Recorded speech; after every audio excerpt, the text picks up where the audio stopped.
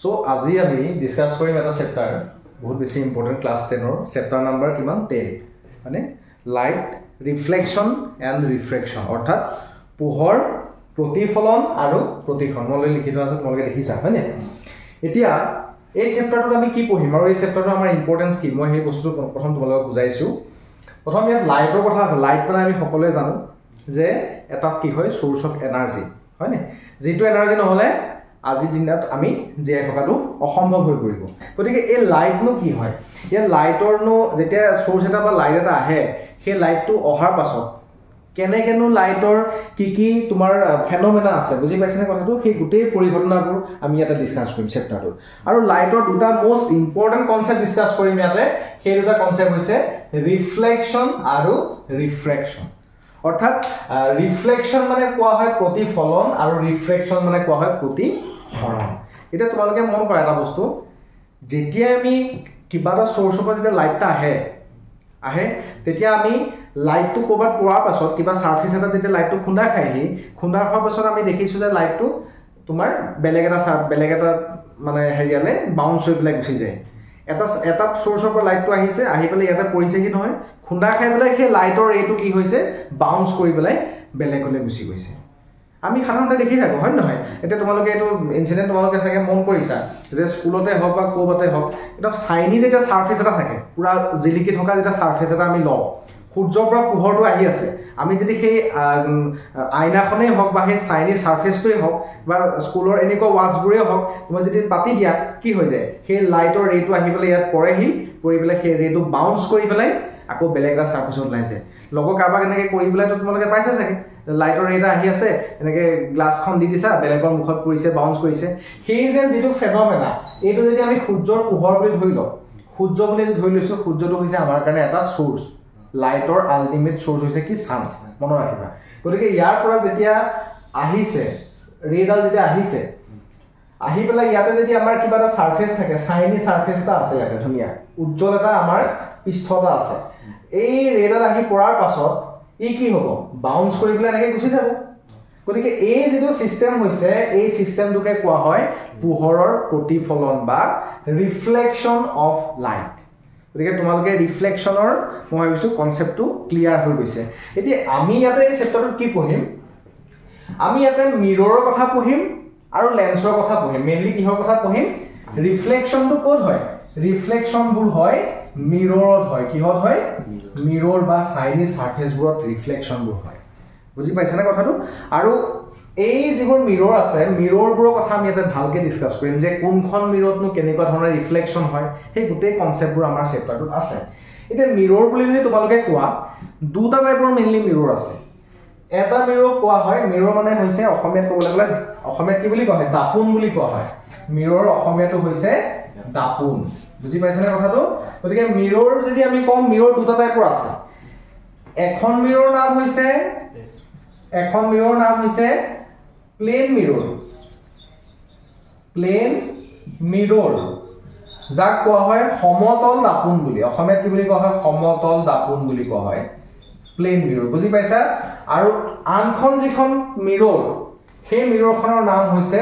স্ফেৰিকেল মিৰৰ SPHCRICL স্ফেৰিকেল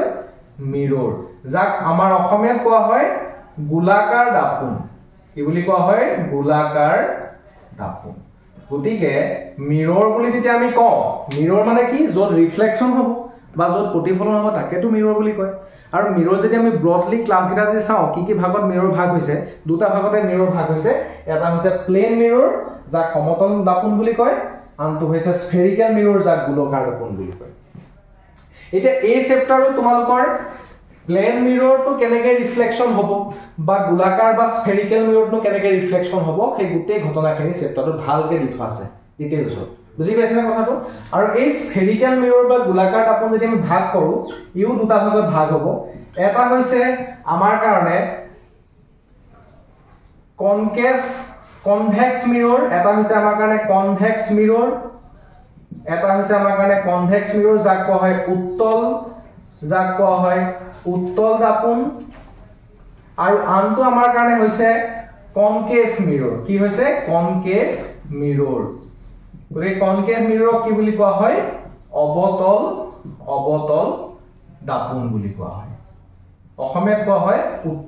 অসমীয়াত কোৱা হয় অবতল দাপোন গতিকে মই তোমালোকক চিন্তা কৰিবলগীয়া কথা নাই ইংৰাজী আৰু অসমীয়া দুটা ল্যাঙ্গুৱেজত তোমালোকক সুবিধা হোৱাকে মই কথাখিনি বুজাই যাম কাৰোতে একো অসুবিধা হোৱা নাই এতিয়ালৈকে ঠিক আছে গতিকে আমি ডিসকাস কৰি আছো এটা মোস্ট ইম্পৰ্টেন্ট চেপ্টাৰ ক্লাছ 10 ৰ যেটো পৰা তোমালোকৰ ম্যাক্সিমাম কোৱেশ্চন আহিবই পৰীক্ষাত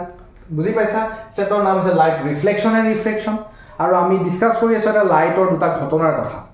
ঘটনা মানে দুটা ফেনোমেনন হয় নহয় সো কি ফেনোমেননৰ কথা ডিসকাস কৰি আছো প্ৰথমটো ডিসকাস কৰিছো আমি ৰিফ্লেকশনৰ কথা আৰু সেকেন্ডটো আমি ডিসকাস কৰিম ৰিফ্ৰেকশনৰ কথা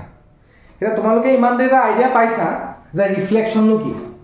গতিকে ৰিফ্লেকশন হয়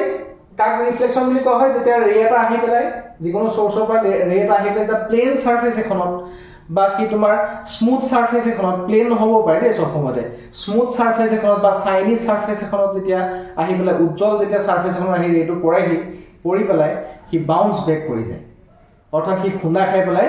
আকৌ পুনৰ উভতি গুচি যায় গতিকে সেই যেটো সিস্টেম সেই যেটো ঘটনা সেইটোকে কোৱা হয় পোহৰৰ প্ৰতিফলন বা ৰিফ্লেকশন অফ লাইট গতিকে ৰিফ্লেকশন কিহত হয় বুলি কলো মই তোমালোকক ৰিফ্লেকশন হয় মেইনলি মিৰৰ বা দাপোনতে হয় গতিকে মিৰৰ কেটা টাইপৰ মিৰৰৰ কথা যদি আমি ভালকে ডিসকাস কৰিবলৈ যাওঁ মিৰৰ দেখিম যে দুটা টাইপৰ মিৰৰ আছে এটা কোৱা হয় প্লেন মিৰৰ বা সমতল দাপোন আনটো কোৱা হয় স্ফেৰিকেল মিৰৰ বা গোলাকাৰ দাপোন গতিকে স্ফেৰিকেল মিৰৰ স্ফেৰিকেল শব্দটোৰ অৰ্থ কি স্ফিয়াৰ ন স্ফিয়াৰ মানে স্ফেৰিকেল হয় না ঘূৰণীয়া গোলাকাৰ গতিকে স্ফেৰিকেল যিবোৰ দাপোন বা মিৰৰ সেইবোৰ ঘূৰণীয়া হয় বা গোলাকাৰ হয় গোলক এটা আকৃতি হয় মানে গ্লোব এটাৰ নিচিনা হয় বুজি পাইছা না সবে গতিকে স্ফেৰিকেল মিৰৰ দুটা ভাগত ভাগ হৈছে কনভেক্স মিৰৰ আৰু কনকেভ মিৰৰ কনভেক্স মিৰৰ কোৱা হয় উত্তল দাপোন বুলি আৰু কনকেভ মিৰৰ কোৱা হয় অবতল দাপোন এতিয়া আমি এইখিনি তোমালোকে নোট কৰিবা আৰু ইয়াৰ পাছত আমি আমাৰ ইম্পৰ্টেন্ট নেক্সট টপিকটো আমি ডিসকাস কৰিম হেতু হৈছে প্লেন মিৰৰত কেনেকে ৰিফ্লেকশনটো হয় এটা প্লেন মিৰৰ মানে কি সমতল দাপোন মানে কি চোৱা এনেকৈ এখন সাৰফেস আছে যেটো পুৰা প্লেন হৈ আছে বুজি পাইছানে কথাটো যেটো কোনো ধৰণৰ এনেকুৱা অবস্টাকলছ নাই বা এনেকুৱা ৰাউন্ড নহয় একদম স্মুথ এখন প্লেন সাৰফেস আছে এই প্লেন সাৰফেস খনত তোমালোকে এটা কথা মনত ৰাখিবা মই কথাটো ক'ব থাকি গৈছে যে মিৰৰ হ'ব কাৰণে বেক সাইডটো তাৰ এটাহে শাইনি সাৰফেস থাকে আকৌ মিৰৰৰ দেই আৰু বেক সাইডত কি থাকে এলয় থাকে কি থাকে এলয় বুলি কোৱা হয় মানে বেক সাইডটো তাৰ কমপ্লিট কভাৰ হৈ থাকে তোমালোকে ঘৰত দেখিছা আইনাবোৰ দেখিছা মুখসোৱা আইনাবোৰ হয়নে তাত কি থাকে বেক সাইডত আমি দেখা পাও যাব নাপাও নহয় গতিকে ইয়াত কি হয় অকল এটাহে শাইনি সাৰফেস থাকে মিৰৰৰ দেই গতিকে সমতল দাপোন এখন আছে এইটো ধৰি লৈছো আমি সান সূৰ্য হয়নে এইটো ধৰি লৈছো আমি কি সূৰ্য বুলি ধৰি লৈছো গতিকে এতিয়া সূৰ্যৰ পৰা ৰে এডাল আহিলে আহিবলৈ ক'ত পৰিব ইয়াতে পৰিলে এই ৰেডাল পৰাৰ পিছত ৰেডাল এগেইন আমাৰ এনেকৈ ওলাই গুচি গ'ল ধৰি পাইছানে মোৰ একজেক্ট সমান নহ'ব পাৰে তোমালোকে চাবা দেই গতিকে এইফালৰ পৰা ৰেডাল আহিলে ইয়াত পৰিলেহি পৰি পেলাই আমি গম পাওঁ যে বাউন্স বেক কৰিব হয়নে মানে উভতি যাব কি খুন্দা খাই পেলাই গুচি যাব গতিকে এইফালে ওলাই গ'ল গতিকে এটা আমি ক'ব পাৰিম নে নাই যে ইয়াতে সমতল দাপোনৰ ৰিফ্লেকশন হৈছে বুলি পাৰিম নে নাই ক'ব পাৰিম যে ইয়াতে সমতল দাপোন এখন আছিলে শাইনি সাৰফেস এটা আছিলে প্লেন গতিকে প্লেন মিৰৰখনত কি হৈছে ইয়াতে লাইটৰ ৰে এডালৰ ৰিফ্লেকশন হৈছে আৰু এই ফেনোমেনাটোৰ ওপৰত বেছ কৰি পেলাই এই ঘটনাটোৰ ওপৰত বেছ কৰি পেলাই আমি দুটা ল পাওঁ যাক কোৱা হয় লস অফ ৰিফ্লেকশন বা পোহৰৰ প্ৰতিফলনৰ সূত্ৰ বুলি কোৱা হয় ল অফ ৰিফ্লেকশন এই ঘটনাটোৰ ওপৰত ভিত্তি কৰি পেলাই আমি কি পাওঁ দুটা ল পাওঁ দুটা কি পাওঁ আমি ল পাওঁ ল মানে কি ক'লো মই যে দুটা বিধি বা নিয়ম দুটা পাওঁ প্ৰতিফলনৰ দুটা নিয়ম পাওঁ প্ৰতিফলনৰ বা ৰিফ্লেকশনৰ ল দুটা পাওঁ এক নম্বৰ লটো কি ভালকে তোমালোকে চালে দেখিবা যে এই যেডাল ৰে এই ৰেডাল হয়নে আৰু ইয়াত যদি আমি এটা নৰ্মেল ড্ৰ কৰো নৰ্মেল মানে কি লম্ব অসমীয়াত কোৱা হয় কি লম্ব এতিয়া এই ৰেডালৰ লগত আৰু এই যেডাল আমাৰ হেৰি আছে লম্ব আছে বা আমাৰ যেডাল কি ক'লো এডাল যেডাল আমাৰ এডাল নৰ্মেল ডাল আছে এই তিনটা কি হ'ব একে এখন সাৰফেসতে থাকিব গতিকে আমি ক'ব পাৰিম নে এই ৰেডালক কি বুলি কোৱা হয় ইনসিডেন্ট ৰে কি বুলি কোৱা হয় ইনসিডেন্ট কি বুলি কোৱা হয় ৰে বুজি পাইছে না কথাটো এই ৰেৰ নামটো কি ইনসিডেন্ট ৰে আৰু অসমীয়াত কোৱা হয় আপতিত ৰশ্মি অসমীয়াত কি বুলি কোৱা হয় আপতিত ৰশ্মি যিডাল আমাৰ আহি পেলাই পৰেহি সেইডালক কোৱা হয় আপতিত ৰশ্মি বা ইনসিডেন্ট ৰে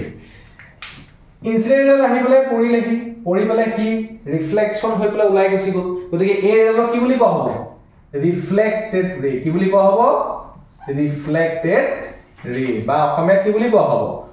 প্ৰতিফলিত ৰশ্মি গতিকে এইডাল ইনসিডেন্ট ৰে আছিলে আৰু এইডাল ৰিফ্লেক্টেড ৰে আছিলে আৰু এইডাল নৰ্মেল বা কি বুলি কোৱা হয় লম্ব বুলি কোৱা হয় নৰ্মেল বা লম্ব বুলি কোৱা হয় অসমীয়াত লম্ব ইংৰাজী নৰ্মেল বুলি কোৱা হয় গতিকে আমাৰ প্ৰথম ৰুলটো এইটো ক'লে প্ৰথম লটোৱে বা প্ৰথম বিধিটো এইটো ক'লে প্ৰতিফলনৰ যে আপতিত ৰশ্মি প্ৰতিফলিত ৰশ্মি আৰু আপতন বিন্দু তনা অভিলম্ব এই তিনিডাল একেখন প্লেনতে থাকে মই এটা ইংৰাজীত কৈ দিছো the ray of incident and the reflected ray and normal all are lies in the same plane মানে একেখন প্লেনৰ ওপৰতে এই তিনডাল ৰে কি কৰিব মানে হেই লাই কৰিব বুজি পাইছানে কথাটো থাকিব গতিকে ৰুল নাম্বাৰ 1 আমাৰ ল নাম্বাৰ 1 তে এটোকে ক'লে কিতাপত তোমালোকে ভালকে চালে লগটা দেখা পাবা নেক্সট লটোৱে কি ক'লে মই লিখি থকা নাই এতিয়া কিতাপতে আছে যেহেতু নেক্সট লটোৱে কি ক'লে সো আমন দিয়া এটা যে ইনসিডেন্ট আহে ৰে আহে বা আপতিত যে ৰশ্মি আহি পেলাই এই যে সাৰফেসনত পৰেহি মিৰৰ মানে আমাৰ মিৰৰখনত যেতিয়া পৰেহি পৰিলে ই এটা এংগল বনায় ই কাৰ লগত এংগলটো বনাব নৰ্মেলৰ লগত বনাব লম্বৰ লগত বনাব এই এংগলটো কোৱা হয় এংগল অফ আই বুলি এংগল অফ আই মানে কি ইনসিডেন্ট এংগল বুলি কোৱা হয় এটা তোমালোকে ভালদৰে যদি মন দিয়া দেখিবা এই ইনসিডেন্ট যেটো এংগল হয় এই এংগলটো এই ৰিফ্লেক্টেড এংগলটোৰ সৈতে সমান হ'ব নাই গতিকে আমি ক'ব পাৰিম ইকনতে যে the angle of incident is always equal to the angle of reflection ক'ব পাৰিম নে নহয় গতিকে অসমীয়াত যদি আমি এই কথাটো কয় নেকে হ'ব যে আপতন কোণ প্ৰতিফলন কোণৰ সমান গতিকে এই দুটা আমাক বিধি দিলে the angle of incident is always equal to the angle of reflection বুজি পাইছানে কথাটো আৰু সেকেন্ডটো আমাক দিলে যেটো মই প্ৰথমতে কৈ গৈছিলো যে incident ray reflected ray and the normal all three are lies in the same plane গতিকে এই দুটাই হৈছে আমাৰ laws of reflection আৰু এই laws of reflection কিটা মেইনলি কিহৰ ওপৰত বেছ কৰি পেলাই আমাক দিছে এই আমাৰ প্লেন মিৰৰখনৰ ওপৰত বেছ কৰি পেলাই laws of reflection কিটা আমাক দিয়া হৈছে গতিকে এতিয়া আমি এইখিনিলৈকে তোমালোকে গম পোৱাৰ পাছত নেক্সট টপিক আমি ডিসকাস কৰিম যে কেনেকৈ স্ফেৰিকেল মিৰৰ অৰ্থাৎ কেনেকৈ গোলাকাৰ দাপোনৰ ৰিফ্লেকশন হয় এতিয়ালৈকে আমি গম পাইছো কিহৰ ৰিফ্লেকশনৰ কথা সমতল দাপোন বা প্লেন মিৰৰ ৰিফ্লেকশনৰ কথাই গম পাই আছো এতিয়া আমি ডিসকাস কৰিম কেনেকৈ গোলাকাৰ দাপোন বা স্ফেৰিকেল মিৰৰ এখনত কেনেকৈ ৰিফ্লেকশন হয়